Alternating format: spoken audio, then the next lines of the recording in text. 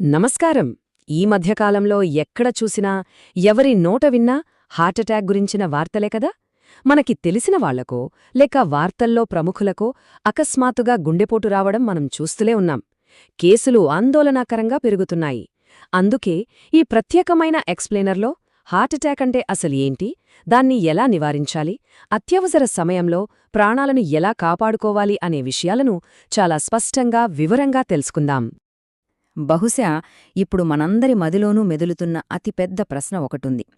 ఒకప్పుడు 50-60 ఏళ్లు పైబడిన వారిలో మాత్రమే వినిపించే హార్టటాక్స్ ఇప్పుడు అకస్మాత్తుగా 25-40 ఏళ్ల యువకుల్లో ఎందుకు ఇంతలా కనిపిస్తున్నాయి? ఈ ఆకస్మిక మార్పే ఈ హ్యాండ్బుక్ ఎంత అవసరమో మనకు గుర్తుచేస్తోంది. అసలు దీని వెనక ఉన్న కారణాలను మనం ఖచ్చితంగా అర్థం చేసుకోవాలి. ఈ విశ్లేషణలో మనం ఒక 6 కీలకమైన దశల గురించి మాట్లాడుకుందాం. అసలు హార్టటాక్ అంటే ఏంటి, ఎవరికి ముప్పెక్కువ, ఆ దాగి ఉన్న లక్షణాలను ఎలా పసిగట్టాలి, ఎమర్జెన్సీలో ఏం చేయాలి, ఎలాంటి చికిత్సలుంటాయి, మరియు ముఖ్యంగా దీని బారిన పడకుండా ముందు జాగ్రత్తలు ఎలా తీసుకోవాలి, ఇవన్నీ కవర్ చేద్దాం. సరే, మొదటి విషయానికి వద్దాం. అసలు హార్టటాక్ వచ్చినప్పుడు మన శరీరంలో, ముఖ్యంగా గుండెలో లోపల ఏం జరుగుతుందో చూద్దాం.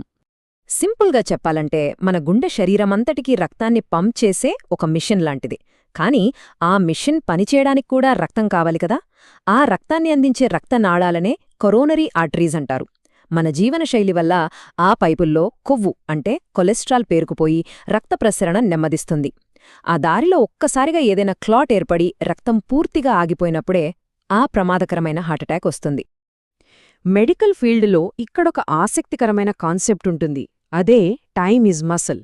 అంటే రక్తం ఆగిపోయినప్పుడు గుండె కండరాలకు ఆక్సిజన్ అందక అవి చనిపోవడం మొదలవుతాయి. ఒక్కో సెకండు గడిచే కొద్దీ గుండెకి జరిగే నష్టం తిరిగి పూడ్చలేనిదిగా మారుతుంది. అందుకే ఎంత త్వరగా చికిత్స అందిస్తే అంతెక్కువగా గుండె కండరాలను బతికించుకోవచ్చు. ఇప్పుడు రెండో దశకి వెళదాం. అసలు ఈ ప్రమాదం ఎవరికి ఎక్కువుంది? ముఖ్యంగా యువతను ఎందుకు ఇంతలా బలి తీసుకుంటోందో చూద్దాం. సాధారణంగా 50 ఏళ్లు దాటిన వాళ్లల్లో హార్టటాక్ రావడానికి కారణాలు మనకు తెలిసిందే. స్మోకింగ్, హై బీపీ, డయాబెటిస్, అధిక కొలెస్ట్రాల్, ఊబకాయం, అసలు వ్యాయామమే చేయకపోవడం, ఫ్యామిలీ హిస్టరీ, ఇవన్నీ ఎప్పట్నుంచో ఉన్న సాంప్రదాయ రిస్క్ ఫ్యాక్టర్స్. కాని కుర్రాళ్లల్లో ఈ ముప్పు ఎందుకు పెరుగుతోంది? ఇక్కడే అసలు సమస్య ఉంది. ఈ ఆధునిక జీవనశైలే కుంపముంచుతోంది.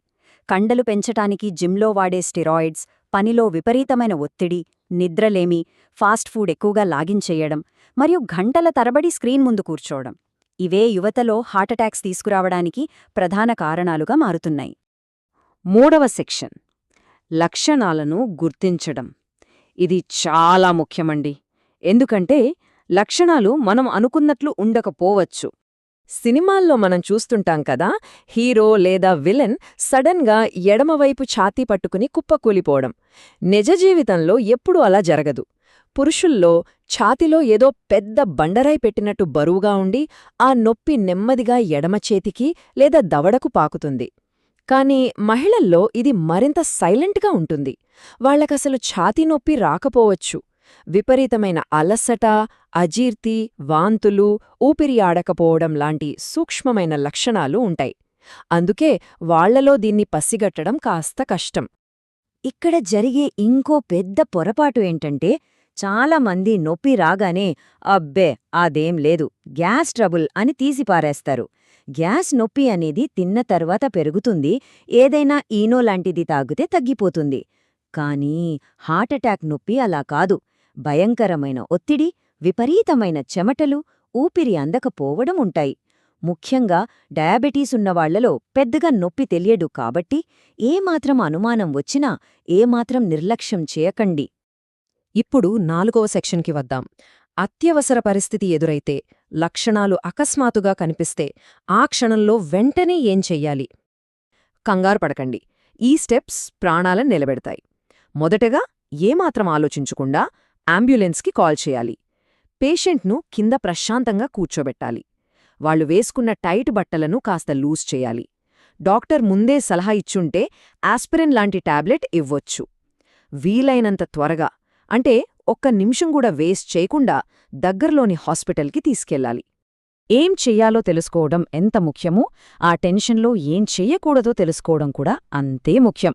కొంచెంసేపు పడుకుంటే తగ్గిపోతుందిలే అని అస్సలు అనుకోవద్దు. దయచేసి ఇంట్లో ఆ సొంత వైద్యాలు చిట్కాలు ట్రై చేయకండి. పేషెంట్ని నడిపించకూడదు. ఇంకో ముఖ్యమైన విషయం, పేషెంట్ని ఎట్టి పరిస్థితుల్లోనూ బైక్ మీద తీసుకెళ్లకూడదు. కార్లోనూ లేదా అంబులెన్స్లోనూ మాత్రమే తీసుకెళ్లాలి. 5వ సెక్షన్ చికిత్సలు. సరే, హడావిడిగా హాస్పిటలైతే చేర్చాం. ఆ తర్వాత లోపల జరిగే మెడికల్ ప్రాసెస్ ఏంటో ఇప్పుడు చూద్దాం. హాస్పిటల్కి వెళ్లగానే డాక్టర్లు ఏమాత్రం ఆలస్యం చేయకుండా టెస్టులు మొదలుపెడతారు. గుండె ఎలక్ట్రికల్ పల్స్ చూడ్డానికి ఈసీజీ తీస్తారు. అసలు గుండె కండరాలకు డ్యామేజ్ జరిగిందా లేదా అని కన్ఫర్మ్ చేసుకోవడానికి ట్రోపోనిన్ అనే బ్లడ్ టెస్ట్ చేస్తారు. పంపింగ్ కెపాసిటీ కోసం 2D ఎకో చేస్తారు. అసలు ఏ రక్తనాళంలో ఎక్కడ బ్లాక్ ఉందో ఖచ్చితంగా పట్టుకోవడానికి కరోనరీ యాంజియోగ్రఫీ చేస్తారు. ఇవన్నీ క్షణాల్లో జరిగిపోతాయి. ఒకవేళ యాంజియోగ్రఫీలో బ్లాక్ ఉందని తేలితే యాంజియోప్లాస్టీ చేస్తారు. ఇదేదో ఛాతికోసి చేసే పెద్ద సర్జరీ అని భయపడకండి. ఇదొక నాన్ సర్జికల్ ప్రాసెస్. చేతి లేదా కాలి నరం ద్వారా ఒక చిన్న ట్యూబ్ పంపి బెలూన్ ద్వారా ఆ బ్లాక్ని ఓపెన్ చేసి రక్తం సాఫీగా వెళ్లడానికి ఒక చిన్న స్టెంట్ వేస్తారు. ఇది చాలా కామన్. పేషెంట్లు 2-3 రోజుల్లోనే నవ్వుతూ ఇంటికి వెళ్ళిపోవచ్చు. మరికొన్నిసార్లు బైపాస్ సర్జరీ అని వింటుంటాం కదా, అది ఎప్పుడు చేస్తారు? బ్లాక్స్ చాలా ఎక్కువగా ఉండి అసలు స్టెంట్ వేయటానికి వీలుకాని పరిస్థితి ఉంటే డాక్టర్లు గుండెకు రక్తం వెళ్లడానికి ఒక కొత్త దారిని క్రియేట్ చేస్తారు. దాన్నే బైపాస్ అంటారు. పరిస్థితి చెయ్యి దాటినప్పుడు ప్రాణాలను కాపాడటానికి ఇదొక అద్భుతమైన ఆప్షన్.